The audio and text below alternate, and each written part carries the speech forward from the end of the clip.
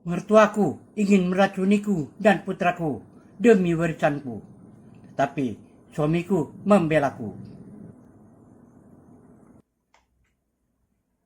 Sup yang terlalu pahit. Pagi itu tidak hujan, tapi dadaku terasa basah oleh perasaan buruk. Putraku duduk di kursi kayu kecil dekat meja makan. Kakinya mengayun pelan. Mertuaku datang dari dapur membawa semangkuk sup hangat. Uapnya mengepul, aromanya gurih, terlalu sempurna untuk ukuran pagi yang sunyi. Untuk cucuku, katanya sambil tersenyum. Aku mengucapkan terima kasih, meski ada sesuatu dalam senyum itu yang membuat tengkukku merinding. Sejak beberapa bulan terakhir, rumah ini tidak lagi terasa seperti rumah. Dindingnya seolah menyimpan bisik-bisik, dan setiap perhatian yang datang darinya terasa seperti perhitungan. Sendok pertama hampir menyentuh bibir anakku ketika ia meringis. Pahit mah. Tanganku refleks meraih bangkuk itu. Aku mencium isinya. Ada aroma asing, tipis, nyaris tidak terdeteksi. Jantungku berdenyum keras. Jangan diminum, kataku, lebih tegas dari yang kurencanakan. Mertuaku berhenti melangkah, wajahnya menegang sepersekian detik, lalu kembali lembut. Kamu terlalu cemas, katanya. Sup biasa, aku menatapnya untuk pertama kalinya. Aku tidak menunduk, anakku tidak pernah mengeluh soal sup, jawabku. Suamiku yang sejak tadi diam, akhirnya berdiri. Ia memandang mangkuk di tanganku. Lalu ibunya, lalu anak kami. Ada kebingungan di matanya dan sesuatu yang lain, ketakutan. Bu, katanya pelan. Supnya dari apa? Pertanyaan sederhana itu membuat udara di ruangan mengeras. Sekarang kamu meragukan ibumu? Suara mertua meninggi. Perubahan ini sudah membuatmu lupa darahmu sendiri. Aku menahan napas. Tuduhan itu bukan hal baru, tapi kali ini berbeda. Kali ini anakku ada di tengahnya. Suamiku mendekat, mengambil mangkuk dari tanganku, dan menaruhnya di meja. Kita buang saja, katanya. Kalau memang aman, tidak ada yang perlu dibuktikan.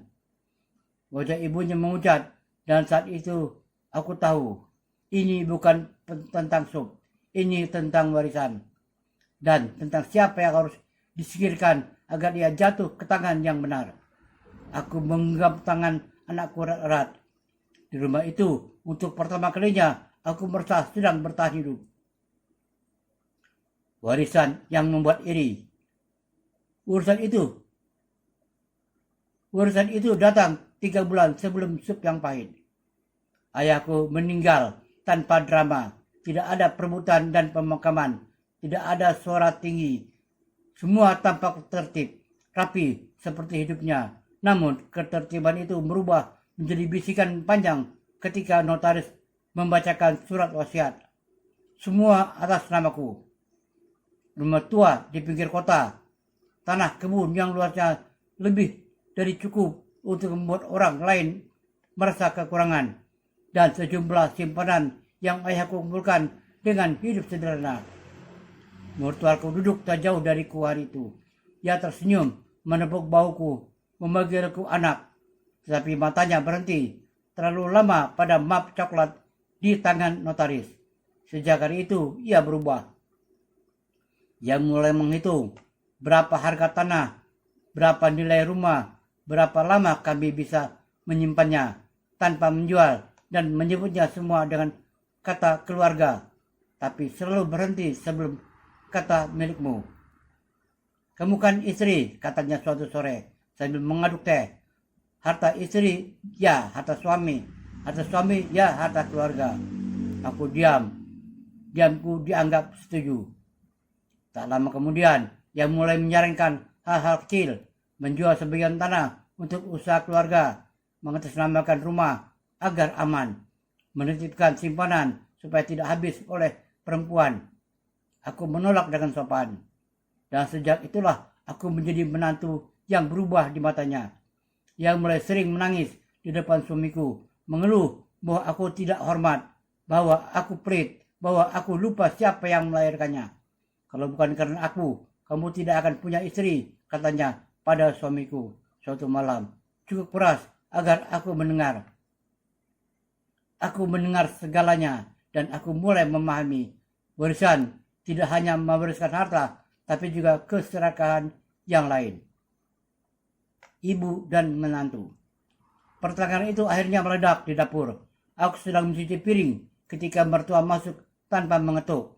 Tangannya menghilang di dada, langkahnya berat, seolah rumah itu miliknya sepenuhnya. Kita harus bicara, katanya. Aku menutup keran, air berhenti, tapi ketegangan tidak. Kamu terlalu banyak mempengaruhiku, anakku, lanjutnya. Sejak kamu punya harta sendiri, kamu merasa lebih tinggi. Aku menoleh perlahan.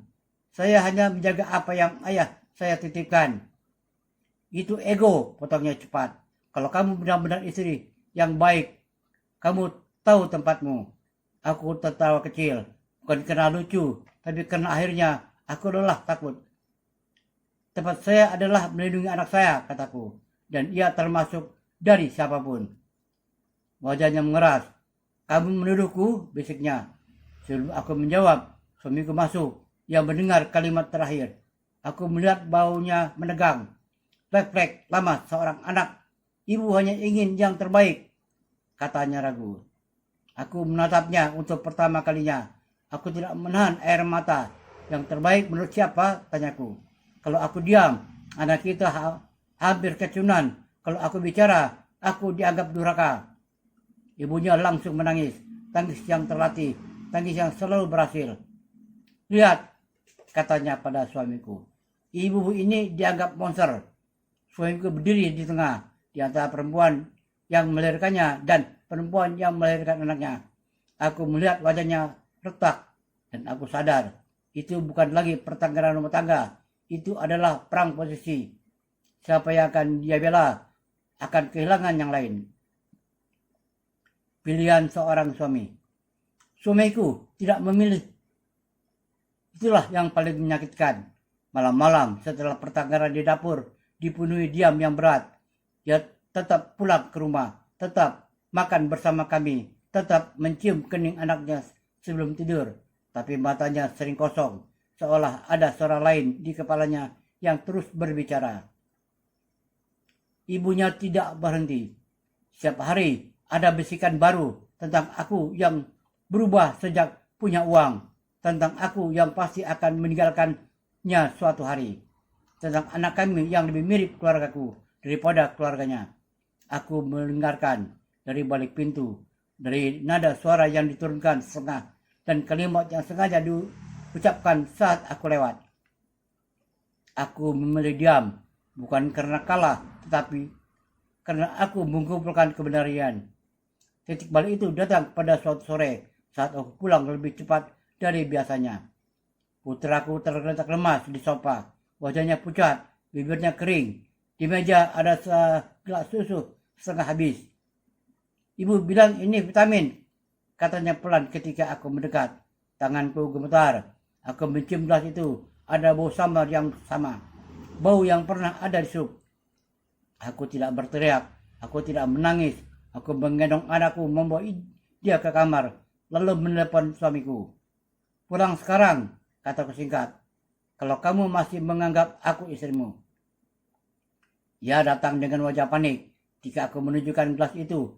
Ketika aku menyebut bau yang sama ketika aku memperhatikan muntah anak kami di kamar mandi.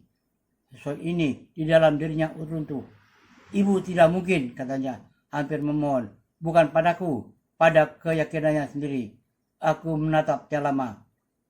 Kalau bukan ibumu, jawabku tenang. Berarti ada orang lain di rumah ini yang ingin anak kita mati. Kalimat itu menghantam berkeras daripada teriakan. Ia duduk. Tangannya menutup wajah. Lama, sangat lama, lalu ia berdiri. Ia mengambil gelas itu, memasukkannya ke dalam plastik, mengikat rapat. Dia membuka laci, mengambil ponselnya, dan memotret semuanya.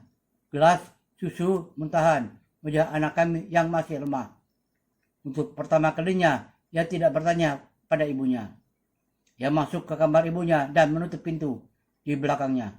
Apa yang ibu masukkan ke dalam susu itu? Suaranya rendah. Dingin. Tangisan pecah, bukan tangisan rapuh, melainkan tangisan marah. tuduhan dibalikkan. Aku disebut pemfitnah, disebut perempuan licik yang ingin memisahkan ibu dan anak. Biasanya di titik itu suamiku akan mundur, tapi kali ini tidak. Berhenti, katanya. Saya sudah dengar semuanya selama ini, tentang warisan, tentang rencana menjual, tentang kalau dia tidak ada, semuanya lebih mudah. Sunyi. Kalimat terakhir itu menggantung di udara, seperti pengakuan yang bocor terlalu cepat. Aku berdiri di ambang pintu. Ibunya menatapku, bukan lagi dengan amarah, tapi dengan sesuatu yang lebih berbahaya, kebencian yang telanjang. Dia istrimu, katanya dingin. Aku ibumu. Suamiku menelan ludah. Kamu memilih, lanjut ibunya, darah atau perempuan itu. Ia memejamkan mata. Ketika ia membukanya kembali, aku tahu jawabannya bahkan sebelum ia berbicara. Dia keluargaku, katanya, menunjuk aku dan anak kami. Dan anak itu darahku. Ibunya berjerit. Aku memeluk anakku lebih erat. Malam itu, suamiku mengasihi barang kami sendiri. Bukan karena kami kalah, melainkan karena ia akhirnya memilih hidup kami di atas harta, rasa bersalah, dan ketakutan. Dan sejak malam itu pula, perang berubah bentuk. Karena orang yang kehilangan kendali tidak pernah berhenti dengan diam. Racun kedua lebih berbahaya. Ada saksi dan bukti yang dinaikkan. Kami mengira pergi akan menyelamatkan kami. Kami pindah ke rumah kecil peninggalan ayahku. Rumah yang selama ini hanya disebut warisan oleh orang lain, tapi bagiku adalah tempat berlindung. Suamiku mengganti nomor ponsel. Kami membatasi kunjungan. Untuk sementara, hidup terasa seperti menahan napas di antara dua ombak. Namun, keserahan yang jarang berhenti hanya karena jarak. Hari itu, suamiku sedang bekerja. Aku menjemur pakaian di halaman ketika tetangga depan rumah, Bu Ratna, memanggil. Ada yang nitip, katanya sambil menunjuk bungkusan plastik berisi kue basah. Katanya dari neneknya anakmu. Jantungku langsung menegang. Aku tersenyum kaku, menerima bungkusan itu tanpa membukanya. Tanganku dingin, naluri yang sama kembali berteriak, lebih keras dari yang sebelumnya. Kue itu harum, terlalu harum. Aku tidak memberikannya kepada anakku, lalu menyimpannya di kulkas, lalu menelpon suamiku. Ibumu kesini, tanyaku. Tidak, ada yang nitip kue, kataku pelan, dan aku tidak percaya. Kami sepakat satu hal, jangan menyentuhnya. Sore harinya, berada kembali, wajahnya pucat. Maaf, tadi cucuku sempat makan sedikit kue yang sama, katanya terbata. Dia muntah-muntah, sekarang dibawa ke puskesmas. Aku tidak menunggu penjelasan. Aku mengambil kue itu, memasukkannya ke wadah tertutup, dan menyusul ke puskesmas.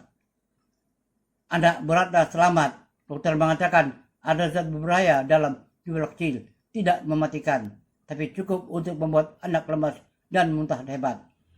Aku duduk di bangku puskesmas, tangan gemetar, sementara Bu Ratna menangis tanpa suara.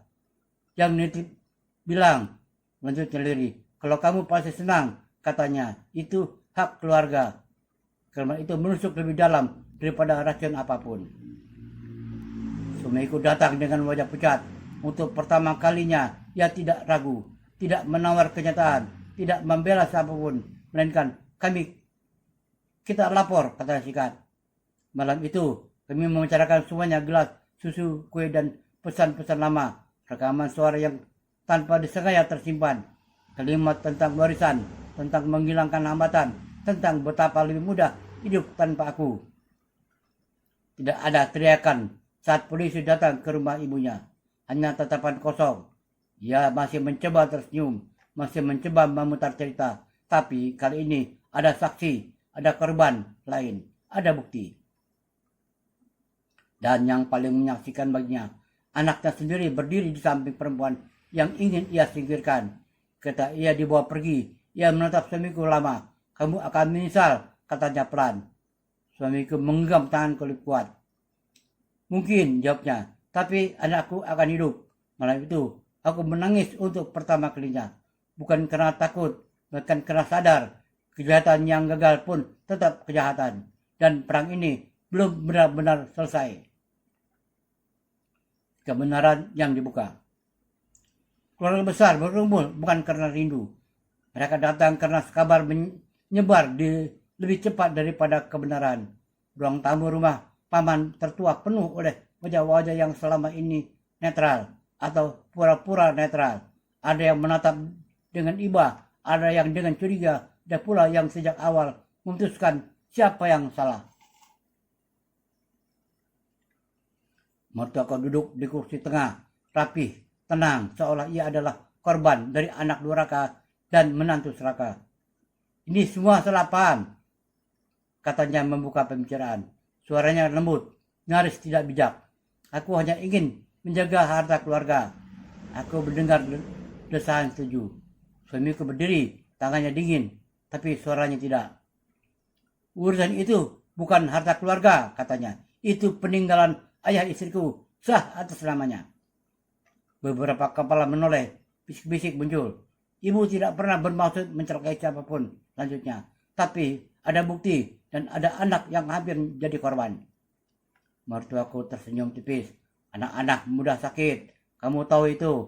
Aku maju selangkah, lututku gemetar, tapi aku berdiri tegak. Anak itu bukan satu-satunya, kataku. Anak tetangga pun juga sakit.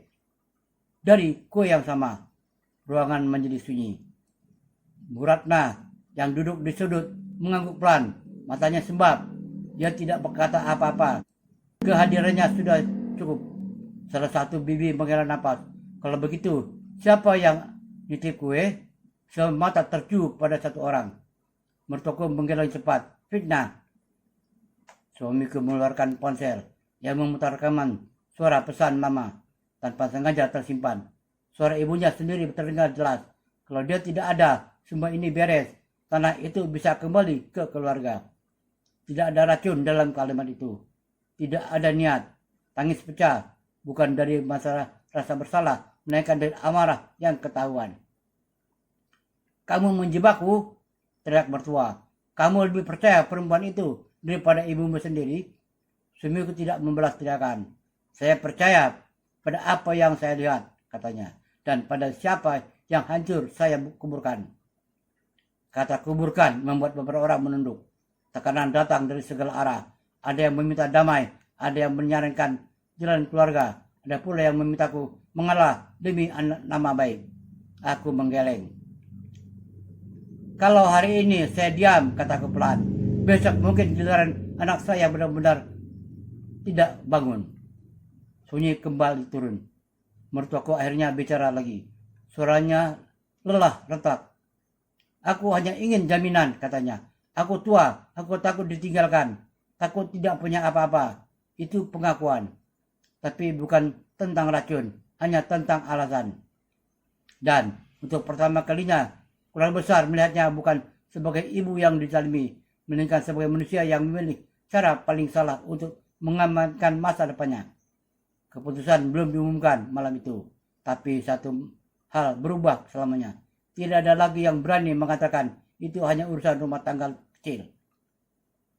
Karena kebenaran sekali terbuka tidak bisa ditutup kembali, hanya bisa diterima atau ditolak beserta konsekuensinya. Harga sebuah keserakahan. Proses hukum tidak berlangsung cepat, tapi mungkin memang tidak seharusnya. Racun tidak selalu membunuh dalam sehari. Kadang ia menggerogoti reputasi, relasi, dan kepercayaan. Sedikit demi sedikit, sampai tak tersisa apapun. Laporan resmi tercatat. Sampel diuji, saksian dikumpulkan.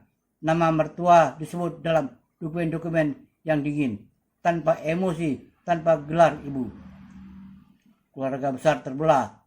Ada yang berhenti menyapa kami sama sekali. Ada pula yang tiba-tiba ramah. Seolah jarak moral bisa disembuhkan dengan basa-basi. Namun yang paling menyakitkan bagi mertua bukan proses hukum, melainkan perubahan sikap orang-orang yang dulu menunduk padanya. Dia tidak lagi diundang ke arisan, tidak lagi dimintai pendapat, tidak lagi menjadi pusat cerita. Di pasar yang berhenti berbisik ketika ia lewat, mereka hanya menatap, tatapan yang tidak menghakimi secara terbuka, tapi cukup untuk membuat punggungnya memungkuk. Suamiku menjenguknya sekali, bukan sebagai anak yang minta maaf, melainkan sebagai manusia yang ingin tetap satu bab hidup. Aku tidak mengajarimu ini, katanya lirih, menatap lantai. Ia tidak menjawab, tidak memeluk, tidak memaki. Diamnya bukan penyesalan, melainkan kehilangan. Putusan sementara keluar beberapa bulan kemudian. Tidak seberat yang diinginkan sebagian orang, tapi tidak seseringan yang diharapkan olehnya. Cukup untuk mencatatkan satu hal dalam hidupnya yang tidak bisa dihapus, percobaan mencelakai anak. Namanya kini memiliki catatan, dan di negeri yang menghormati ibu, itu adalah aib paling suci. Warisan yang ia kejar tidak pernah jatuh ke tangannya. Tanah tetap atas namaku, rumah tetap tempat kami pulang, uang tidak bergerak sejengkal pun ke arahnya. Ironisnya, ia kehilangan lebih banyak dari yang pernah ia inginkan. Anaknya, bukan karena kami melarang, melainkan karena ia sendiri tidak tahu bagaimana berdiri di hadapan lelaki. Ia memilih kebenaran daripada darah. Suamiku berubah. Ia lebih pendiam, lebih waspada, kadang terbangun malam-malam, memastikan anak kami bernapas dengan baik. Kadang menatap kosong, seolah kami mendengar suara yang menuntutnya memilih. Aku tidak memaksanya sembuh. Beberapa luka harus dibiarkan tahu bahwa mereka memang pernah ada. Dan sementara hukum berjalan pelan, kehidupan tetap bergerak. Kami belajar hidup tanpa bayang-bayang, tanpa ketakutan yang memaksa kami menutup pintu 2 kali, tanpa racun di meja makan. Tapi harga keserakah selalu ditagih penuh. Cepat atau lambat, ia akan dibayar, bukan dengan harta, melainkan dengan kesendirian. Rumah tanpa racun. Rumah itu akhirnya sunyi dengan cara yang baik. Tidak ada lagi suara langkah yang membuatku menegang. Tidak ada lagi makanan yang kucium dengan rasa curiga. Pintu tidak lagi dikunci-kunci 2 kali karena takut, melainkan karena kebiasaan. Putraku berlarian di halaman, tertawa tanpa alasan. Tawanya terdengar utuh, tidak terpotong oleh kewaspadaan. Setiap kali aku melihatnya makan dengan lahap, dadaku terasa lebih longgar. Suamiku menanam pohon kecil di sudut halaman, supaya ada yang tumbuh, katanya sikat. Kami tidak banyak bicara tentang masa lalu, bukan karena lupa, melainkan karena akhirnya kami bisa memilih kapan mengingat. Ada malam-malam ketika ia terbangun, menatap anak kami terlalu lama, seolah ingin memastikan dunia benar-benar aman. Aku tidak menegurnya, aku duduk di sampingnya. Diam adalah bahasa yang paling jujur setelah badai. Urusan itu tetap ada, tapi maknanya berubah.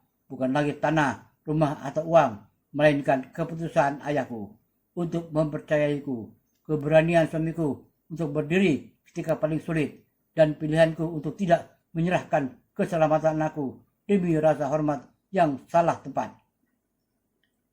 Kami tidak menang dengan sorak-sorai, kami menang dengan bertahan. Sesekali nama itu masih disebut orang dengan nada rendah, dengan jarak, tidak lagi dengan kuasa. Aku tidak membenci.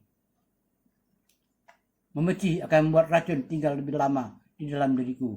Aku memilih membersihkan rumah ini perlahan dari sudut-sudut yang pernah menyimpan ketakutan, dari ingatan yang selalu tajam, dari bayangan tangan yang pernah ingin mengambil segalanya.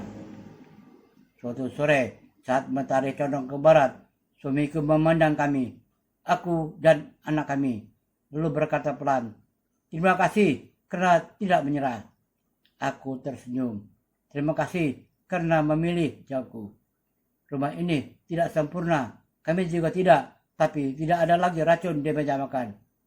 Tidak ada lagi keserakahan yang duduk di antara kami, dan itu sudah lebih dari cukup." Taman.